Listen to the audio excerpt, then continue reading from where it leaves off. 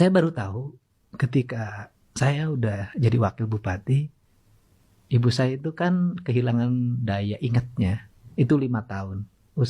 Ketika usia saya 22 tahun, ibu saya udah kehilangan daya ingat. Dia nggak kenal saya, kalau ketemu saya harus cerita dulu panjang baru dia meluk saya dan bilang Didi.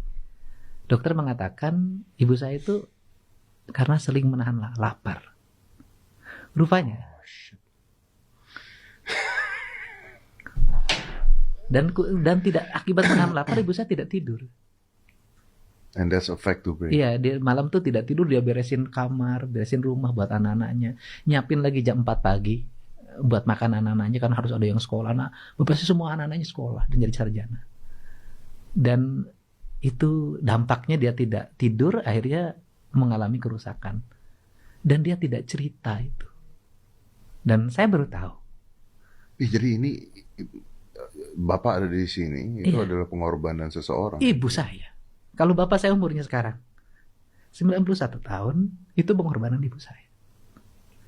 Bapak saya makannya dipisahin, harus bergizi. Gelasnya beda, piringnya beda, tempat nasinya beda. Dan ibu saya melindungi bapak saya.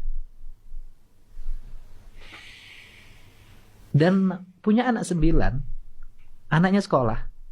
Tak ada satu jengkal tanah pun kami yang terjual. Ibu saya tidak pernah jajan di warung.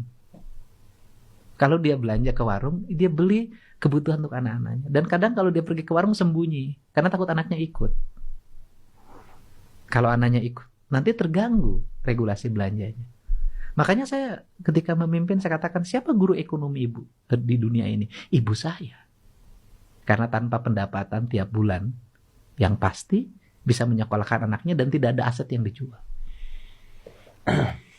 Nah, sehingga ketika ibu saya meninggal tahun 2023 bulan Februari.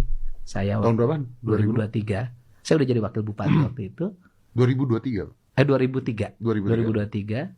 Saya sumpah di depan kuburan bahwa saya akan menghabiskan seluruh hidup saya untuk membantu orang yang sebaya dengan Umi.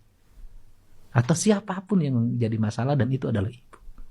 Jadi kalau apa sih yang buat energi saya sampai hari ini kok nggak berhenti? Sebenarnya bukan politik, ibu saya.